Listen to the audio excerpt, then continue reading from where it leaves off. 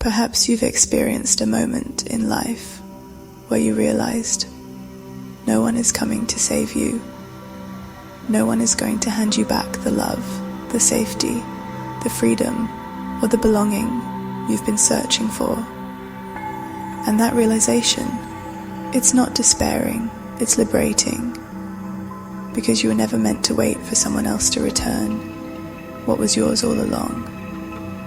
This is about releasing the addiction to victimhood and stepping fully into your divine power.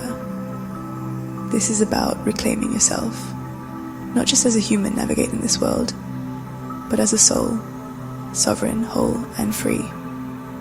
From the moment we are born, we are shaped by the world around us. Family, society, and experiences, whether conscious or unconscious, begin writing the script for our lives.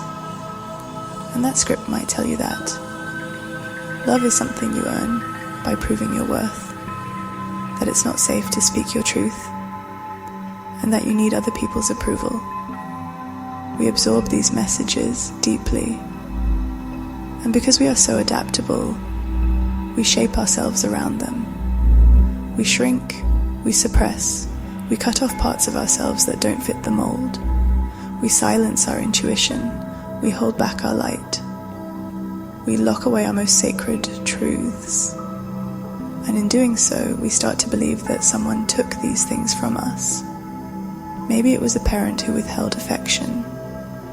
Maybe it was a friend who betrayed our trust. Maybe it was a romantic partner that rejected us.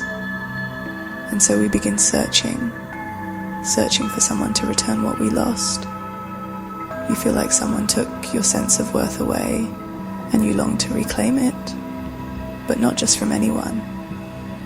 You want it back from the very people who took it, because if they were the ones who took it away, surely they're the ones who are supposed to return it. But the truth is, no one took it from you. You put it away because at the time it felt like the only way to survive. And so all of this deeply imprints a victim identity, a subtle yet persistent belief that we have been robbed of something essential. Many of us unconsciously cling to this role because we desperately want back what we feel was taken from us. And maybe on some level, it was. Maybe someone truly did take something from you. That feeling is real, and it makes perfect sense to want it returned. But as long as you place the responsibility for your healing in someone else's hands, you set yourself up for a lifetime of frustration and suffering. Because in truth, your parents didn't take these things from you. Society didn't strip them away. At some point you, out of necessity, out of survival, chose to lock them away yourself. You suppressed your desires. You distanced yourself from unconditional love. You sacrificed your own sense of safety. Not because you were weak, but because at the time it felt like the only way to endure. And now the only way to reclaim what was lost is not through others, but through our own deep inner healing and unwavering commitment to our well-being and needs. It's a hard truth to face, but many of us have unconsciously built an identity around being a victim, not in the dramatic sense that we may imagine. Victimhood is often much more subtle. It's in the belief that our happiness depends on someone else finally understanding us. It's in the resentment that we hold toward those who hurt us, waiting for them to make it right. It's in the way we sabotage our own growth. Because part of us doesn't want to thrive if it means letting them off the hook. Victimhood shows up in ways we don't expect. It's not always loud. Sometimes it's the quiet thoughts that whisper, "I can't because of them." But the truth is, the only one holding us back is ourselves. Have you ever told yourself, "I can't be happy because of what happened to me"? I can't heal because they never apologized. It's subtle, and it plays out in the ways we withhold our own joy, the ways we deny ourselves love, the ways we make ourselves small. But what if you could let go of that? What if you could step beyond the victim? What if you could stop waiting and take it all back, right now? There's nothing wrong with the victim inside of you. She deserves to be heard. He deserves to be understood. They deserve compassion. But here's the shift. You are not your victim. The pain, the resentment, the waiting. It all stems from the belief that something outside of you has to change before you can be whole, loved, and/or successful. But wholeness was never something given to you. It was always something that you are. This is more than mindset work. This is soul work. The ego loves victimhood because it thrives in separation. Us versus them, me versus the world. But the soul knows unity.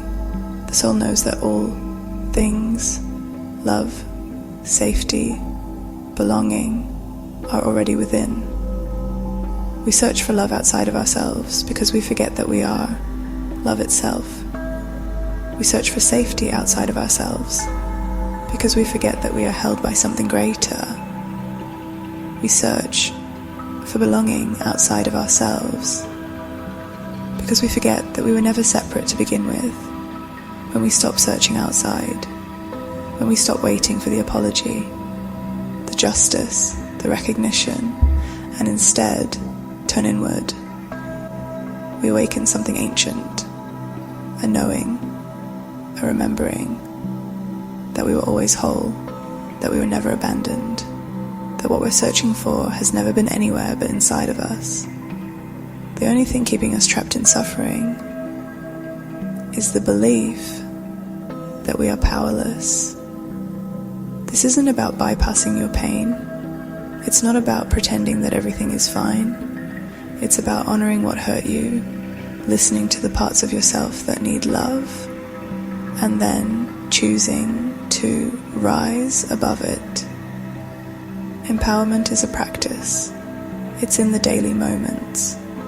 When you decide to love yourself as you are, when you create safety within instead of waiting for the world to hand it to you, when you take responsibility for your healing, your joy, your evolution. You can still desire love from others. You can still want to feel protected, supported, and held. But if you are waiting to feel safe, waiting to feel whole, waiting to feel free until something outside of you changes, then you are still playing victim. Others can walk beside you. Others can inspire and uplift you. But you alone are responsible for your thriving. So I ask you, where in your life are you still waiting? And where can you take full ownership of your power right now? Remember, everything you seek is already within you.